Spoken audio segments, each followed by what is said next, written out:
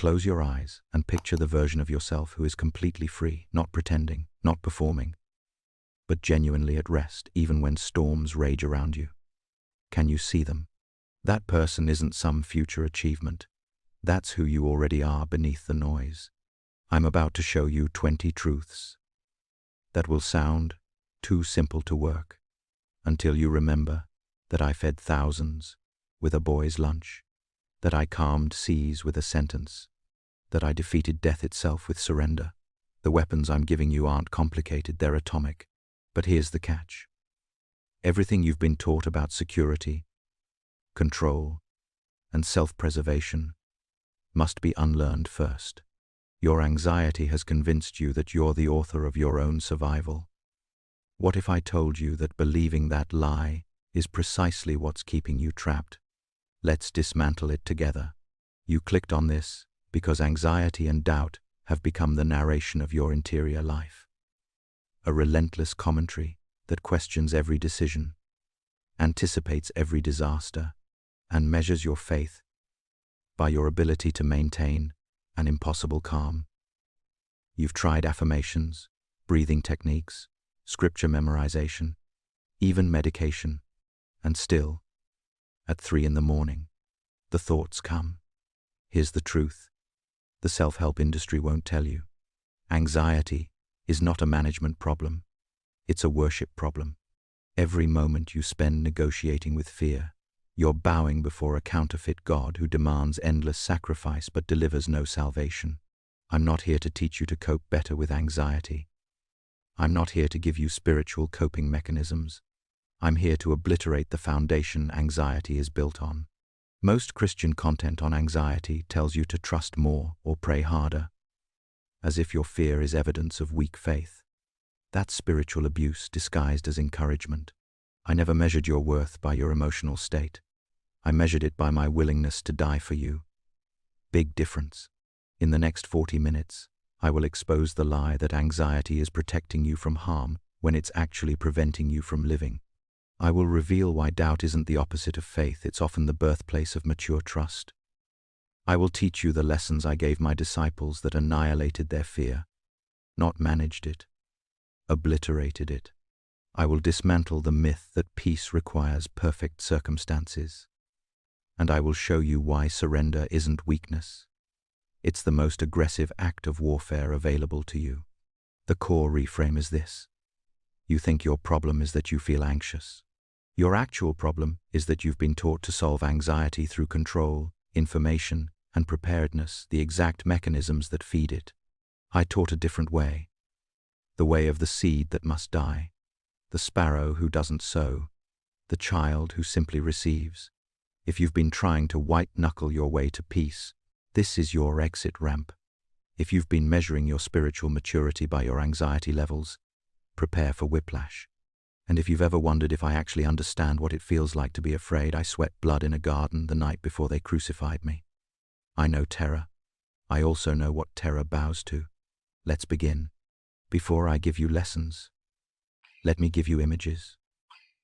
Because your anxiety speaks in catastrophic visions, and I need to plant different pictures in your mind, ones you can return to when the spiral begins. I remember standing on that mountainside, looking at faces twisted with worry. These were people who had nothing, no savings, no health care, no political power. Roman soldiers could kick down their doors at dawn. Tax collectors could bankrupt them by noon. Disease could take their children by nightfall. And I told them to consider the birds. Do you understand how offensive that must have sounded? Look at the birds. Their children were hungry. Their debts were crushing. And I pointed at sparrows. But here's what they didn't grasp yet, what you still don't grasp. I wasn't minimizing their suffering. I was repositioning their vision. Because anxiety, at its core, is a crisis of vision. You see threat. I see provision in motion. Those birds, not one falls outside my Father's awareness. Not one. Do you know how many sparrows fell that day, that week, that year? Hundreds. Thousands. And my Father knew every single one. Not because he stopped the fall, but because he held them through it. You think the promise is that bad things won't happen. The promise is that nothing happens outside the force field of my awareness and intention. Even the fall is held. Your anxiety screams. But what if I lose everything? And I whisper back, what if you've been defining everything wrong this whole time? The crowd that day didn't walk away anxiety-free. They walked away with a different center of gravity. They walked away asking different questions. Not will I survive, but what is my life actually for? That's the first shift. Anxiety dissolves, not when circumstances improve, but when purpose clarifies. I didn't tell them to ignore their hunger. I told them to seek first the kingdom of God and His righteousness, and all these things would be added to them. Do you hear the order there? Kingdom first, provision second. Not because provision doesn't matter, but because when you get the order backwards, you end up serving your needs instead of serving my Father. And the moment your needs become your master, anxiety becomes inevitable. Because needs are bottomless. There's always one more thing to secure, one more disaster to prevent, one more contingency plan to build. Your anxiety is sustained by the belief that if you just think hard enough, plan well enough, control tightly enough, you'll finally be safe. But safety built on your own efforts is just exhaustion wearing a disguise. Then I told them about the lilies, these flowers that don't labor or spin, yet Solomon in all his glory wasn't dressed like one of them. And I asked them, I ask you, if God clothes the grass of the field, which is here today and tomorrow is thrown into the fire, will He not much more clothe you, O you of little faith? That phrase, you of little faith, isn't condemnation. It's an invitation. It's me saying, you're thinking too small. You're applying human logic to divine provision. You're measuring my Father's care by your ability to see the outcome, and that's backwards. Your anxiety is a crisis of imagination. You can imagine 1,000 ways things could fall apart, but you struggle to imagine that my Father is already 10 steps ahead, arranging provision you can't see yet, opening doors you don't know exist, sending help that hasn't arrived but is already in motion.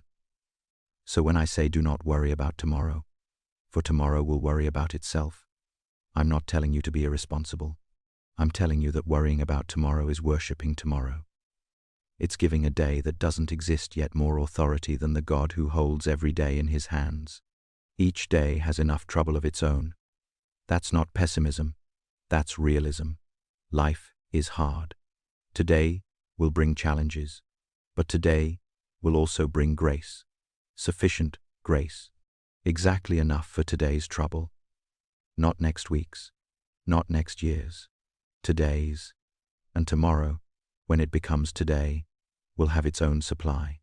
Your job isn't to stockpile grace for future disasters. Your job is to receive today's portion and trust that tomorrow's is already being prepared. That's how manna worked in the wilderness. I gave them enough for one day. When they tried to hoard it for tomorrow, it rotted, because hoarding is the opposite of trust, and anxiety is just hoarding worry. Let me tell you what really happened the night Peter walked on water, because you've turned it into a children's story and missed the surgery happening in his soul. We were in the boat, storm raging, waves like fists, and Peter saw me walking toward them on the water, not fighting it, not managing it, just walking on top of the very thing trying to kill them. And Peter didn't say, Jesus, calm the storm. He said, command me to come to you. That's crucial. He didn't ask for the threat to be removed. He asked for permission to walk through it. So I said, come. And he did it. He stepped out of the boat, the only safe thing in sight, and his feet held on liquid chaos. For a moment, Peter experienced what you've forgotten is possible. Faith that doesn't eliminate danger, but transcends its authority. But then, and this is where you live, most days he saw the wind. He shifted his attention from my face to the circumstances. And the moment he did, down he went. You've been told the lesson is, don't doubt. Wrong. The lesson is, what you behold, you become subject to. Peter didn't sink because his faith got weak. He sank because he changed what he was looking at. The storm didn't get worse. His gaze did. Your anxiety isn't caused by your circumstances being too big. It's caused by your attention being too scattered. You're trying to maintain eye contact with me, while also monitoring every threat, calculating every outcome, building contingency plans for disasters that haven't even sent a save the date. And here's the part that will undo you if you let it. I let him start sinking. I didn't freeze the water the moment his faith flickered. I let him feel the terror of his choice. Why? Because the point wasn't to walk on water. The point was to learn what happens when you cry out from the middle of your crisis. And what happened? I reached out immediately and caught him. Not before he sank. During. Your anxiety believes that one moment of doubt will drown you. I'm showing you that even your sinking is held. Even your terror is teaching. Even your failure is encompassed by my reach. Peter didn't stay on top of the water, but he didn't drown either. He learned something more valuable than supernatural stability. He learned that I'm closer in the sinking than I ever was in the boat. You want to know why Peter could step out in the first place? Because he asked for permission. He didn't presume. He didn't test me. He said, "If it's you, command me." That little word, "if," is the doorway to faith. Not certainty, not proof, but willingness to move toward me, even when the circumstances are screaming, "Run away."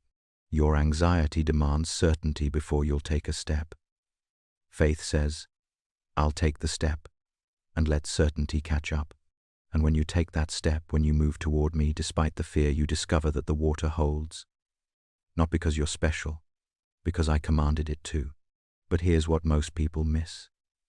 Even after I pulled Peter up, the storm was still raging. I didn't calm it until we got back in the boat, which means Peter had to walk back through the same storm, dripping wet, utterly humiliated, knowing he failed but also knowing I caught him. That walk back is where the faith was forged, not in the initial courage, but in the continued trust after the failure. Your anxiety wants you to believe that one failure disqualifies you. I'm showing you that failure is just the classroom where trust learns to walk without crutches. Now let me tell you about the garden. I need you to understand something that religion has whitewashed. I know what anxiety feels like from the inside. The night before they crucified me, I went to a garden and I sweat blood. Not metaphorical blood, actual blood, seeping through my pores from the stress. Medical science calls it hematidrosis. It happens when anguish reaches a level most humans never touch. I knew what was coming. The betrayal, the beatings, the nails, the suffocation, the separation from my father as I bore the weight of every human sin, and my body revolted against it. I fell on my face and begged my father, "If there's any other way, please, take this cup from me." Does that sound like perfect peace to you? Does that sound like unshakable confidence? I was afraid, deeply afraid. And here's why that matters to your anxiety. My fear didn't disqualify me. It didn't negate my identity as the Son of God. It didn't mean I lacked faith. Your anxiety has convinced you that feeling afraid means you're failing spiritually. That's a demonic lie, designed to add shame to your suffering.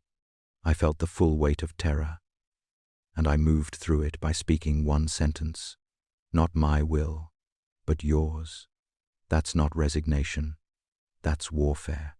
Because anxiety's ultimate weapon is the demand for certainty. It screams, "You need to know how this ends before you take another step." And I responded, "I trust the author more than I trust my ability to predict the plot." Do you see the difference? I didn't pray away my fear. I didn't rebuke my sweat. I didn't declare breakthrough over my circumstances. I surrendered the outcome while staying obedient to the next step. And then an angel came and strengthened me. Not before my anguish, during it. That's the pattern. I don't remove you from the pressure. I meet you inside it with a strength that isn't yours. You've been praying for the cup to be removed. I'm inviting you to drink it, knowing that even the poison becomes medicine in my Father's hands. Your anxiety thinks the goal is elimination. The goal is transformation. And transformation requires going through, not around. 3 days later, they put me in a tomb, and 3 days after that, I walked out. Not around death, through it. Now that you've seen the pictures, let me give you the principles. Do not worry about tomorrow, for tomorrow will worry about itself. Each day has enough trouble of its own. Your anxiety is a time traveler. It lives exclusively in futures that don't exist yet, rehearsing tragedies that haven't been written. And here's the trap. The future it shows you is always a version where I'm absent. The future your anxiety projects is one where you face everything alone, where my promises expire, where grace runs out. But I am the same yesterday, today, and forever. Your tomorrow doesn't exist without me in it.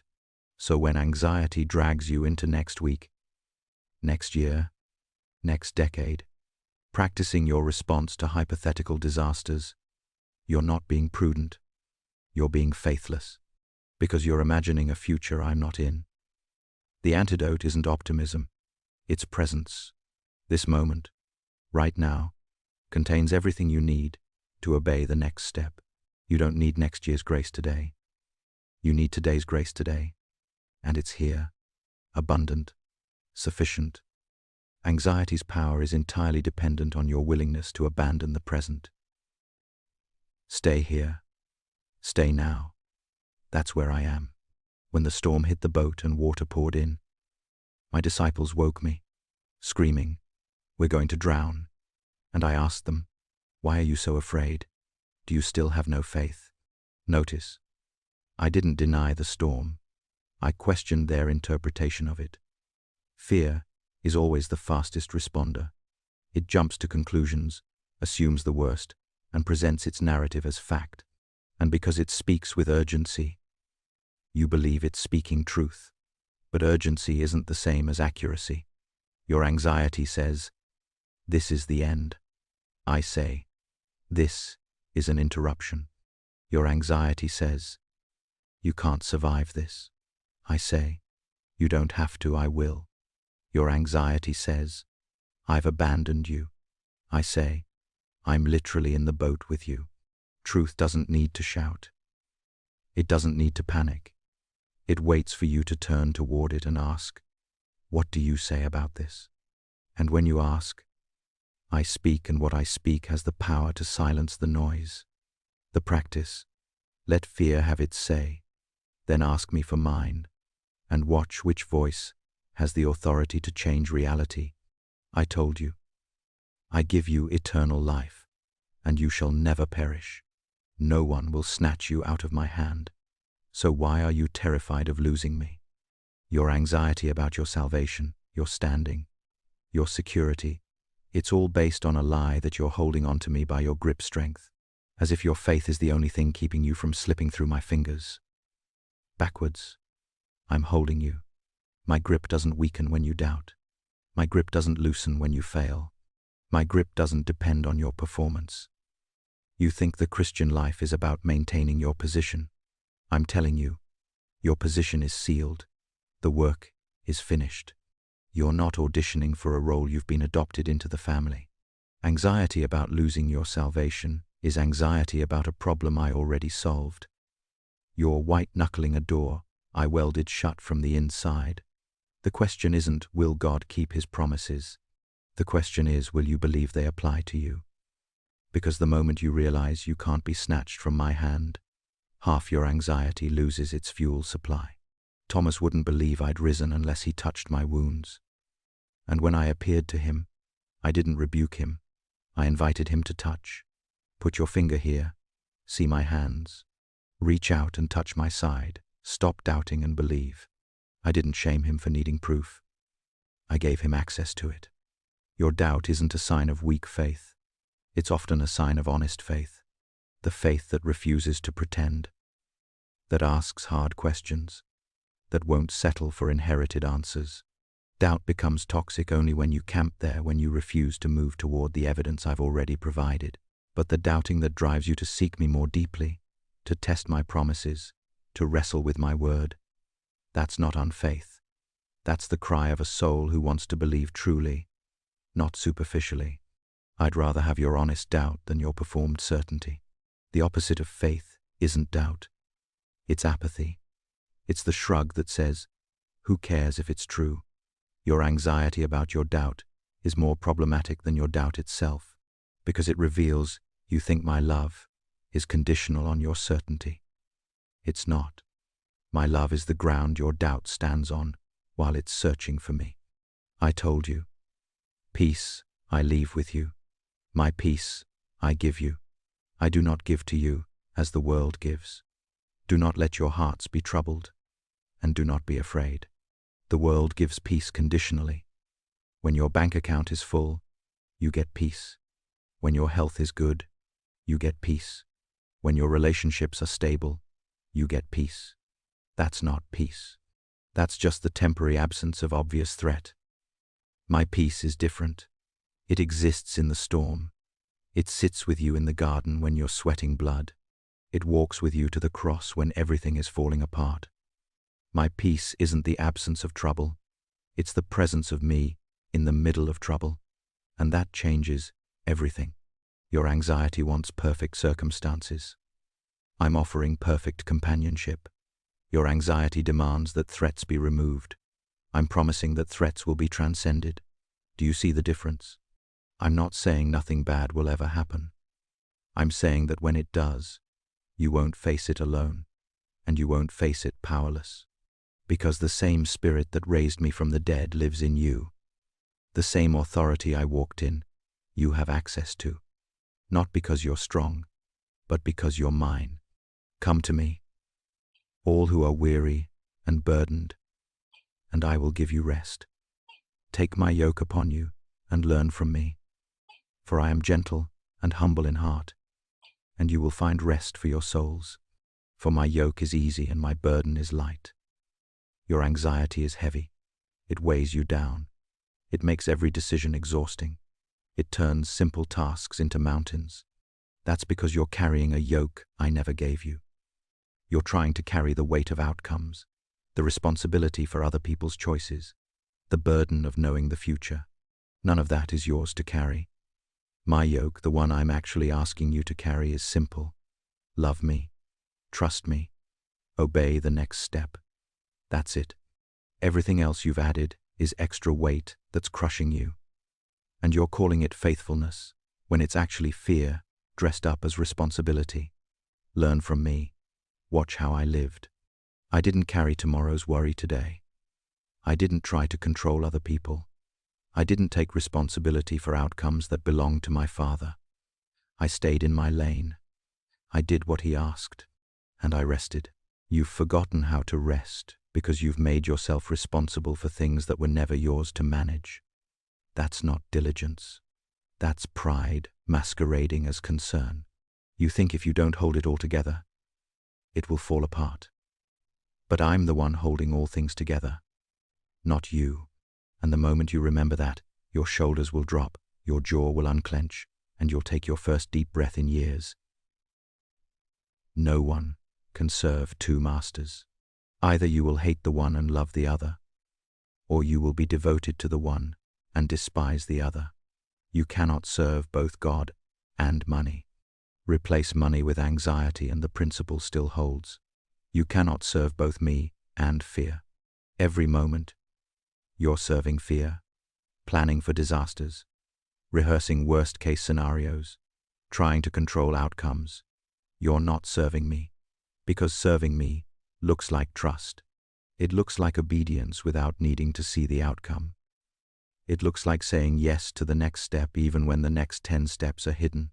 Your anxiety is a master that demands constant attention, constant sacrifice, constant reassurance, and it gives you nothing in return except exhaustion. I'm a master who gives rest, who carries the weight, who goes before you to prepare the way. So which master are you actually serving? Be honest. Because you can't serve both. There is no fear in love. Perfect love drives out fear, because fear has to do with punishment. The one who fears is not made perfect in love. Your anxiety is rooted in a belief that something bad is coming and you won't be able to handle it. That's fear of punishment, fear of consequences, fear that you'll be left alone to face the disaster. But I've already taken the punishment. I've already absorbed the worst consequence, separation from the Father, death itself, and I came back, which means there's nothing left to fear. The worst already happened, and it didn't win. So when your anxiety whispers that you can't handle what's coming, remind it, I don't have to handle it. He already did, and he's with me. That's not denial. That's reality. You're not pretending the threat isn't real. You're remembering that the threat isn't ultimate. I am. Consider how the wildflowers grow. They do not labor or spin. Yet I tell you, not even Solomon in all his splendor was dressed like one of these. If that is how God clothes the grass of the field, which is here today and tomorrow is thrown into the fire, how much more will he clothe you, you of little faith? Your anxiety is sustained by a belief that you have to produce your own provision, secure your own future, make yourself worthy of care. But the flowers don't do that. They just grow. They just bloom. And my Father takes care of them. You're more valuable than flowers.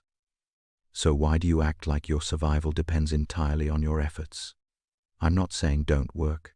I'm saying don't make work your savior. Don't make your income your security. Don't make your plans your God. Because the moment you do, anxiety becomes inevitable. Because jobs end, incomes fluctuate, plans fail. But my Father, he doesn't fluctuate. He doesn't end. He doesn't fail. And he's committed to you in a way that makes his commitment to flowers look like a casual interest. So seek first his kingdom and his righteousness, and all these things will be given to you as well. That's the order. Kingdom first, provision second.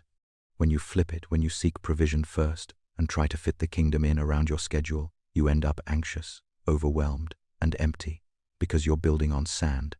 But when you seek the kingdom first, when you make my Father's will your primary concern, provision stops being something you chase and becomes something that chases you. I'm not promising you'll be rich. I'm promising you'll have what you need. And there's a peace in that you've never experienced because you've been too busy chasing what you want. Ask, and it will be given to you. Seek, and you will find. Knock, and the door will be open to you. For everyone who asks receives, the one who seeks finds, and to the one who knocks, the door will be opened. Your anxiety tells you that prayer doesn't work, that I'm not listening, that you've been asking, and nothing has changed. But here's the question. What are you asking for? Are you asking me to remove the storm? Or are you asking me to walk with you through it? Are you asking for circumstances to change? Or are you asking for the strength to obey in the middle of them? Because I always answer the second request. The first one? Sometimes yes, sometimes no, sometimes not yet. But the request for my presence, for my strength, for my guidance, that's always yes. Always. So when you say prayer doesn't work, what you really mean is, I didn't give you what you wanted when you wanted it. And that's not prayer failing. That's you not trusting my timing and my wisdom. I know what you need better than you do. And sometimes what you need is the very thing you're asking me to remove. Which of you, if your son asks for bread, will give him a stone? Or if he asks for a fish, will give him a snake? If you, then, though you are evil, know how to give good gifts to your children, how much more will your Father in heaven give good gifts to those who ask him? You're afraid that my Father is withholding good from you. But he's not. He's withholding what would harm you, and giving what will grow you. And those aren't always the same thing. Your child asks for candy. You give them vegetables. Are you withholding good? No. You're giving what's actually good, not what feels good in the moment. My Father does the same. So when you pray, and the answer is wait, or no, or not that way, trust that He sees what you don't. Trust that He's not punishing you. He's protecting you. And He's preparing something better than you had the imagination to ask for.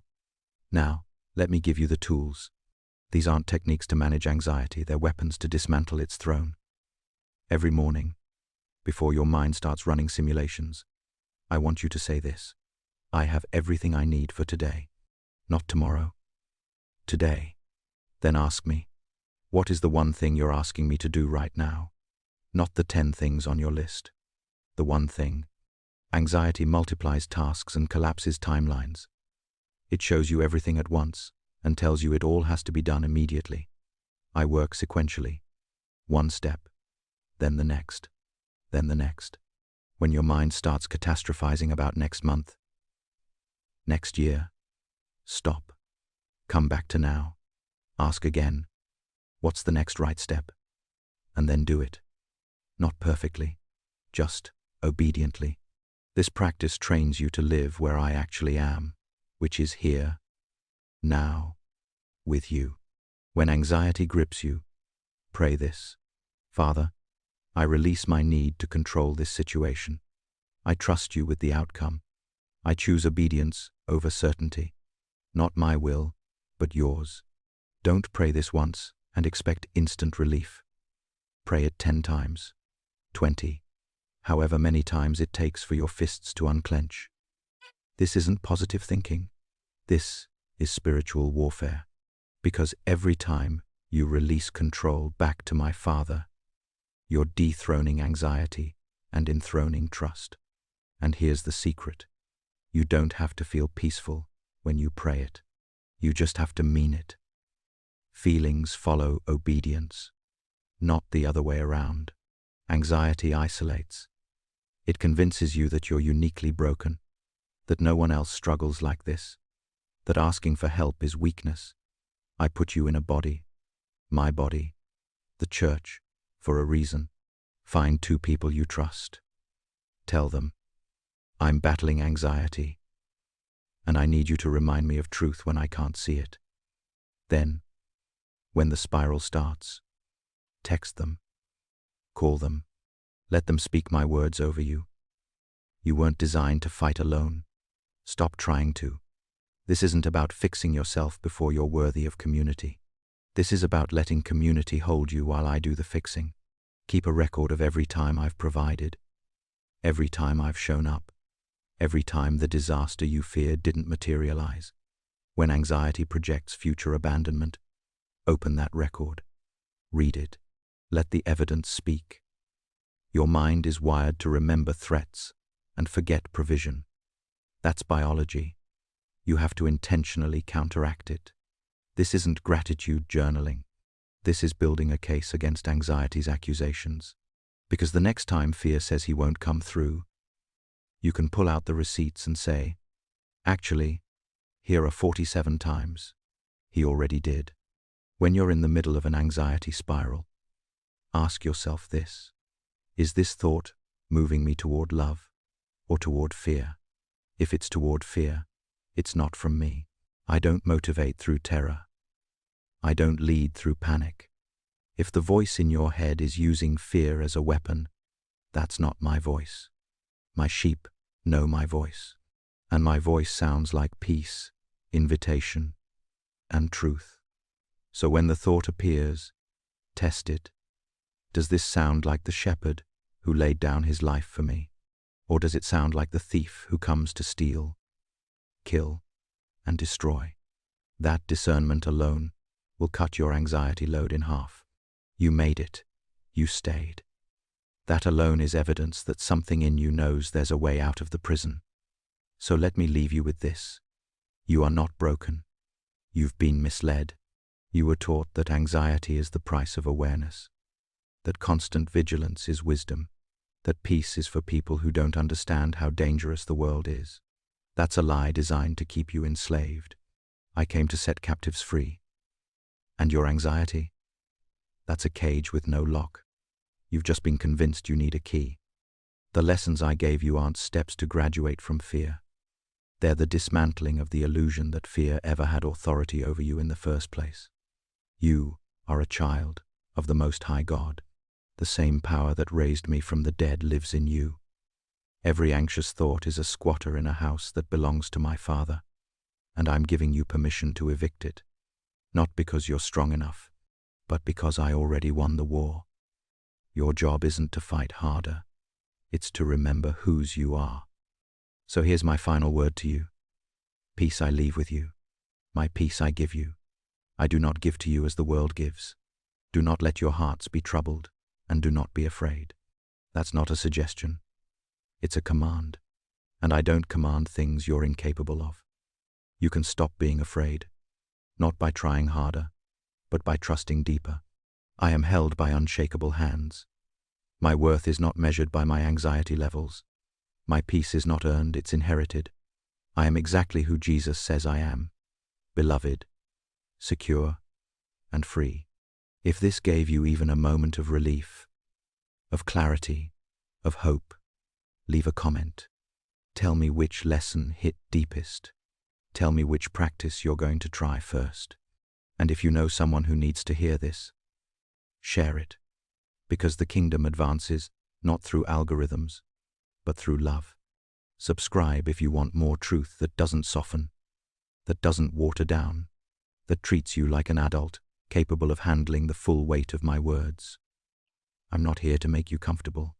I'm here to make you free. Now go, walk in that freedom, and when the fear comes back, because it will come back here, listen again, remember again. You're not alone. You never were. I am with you.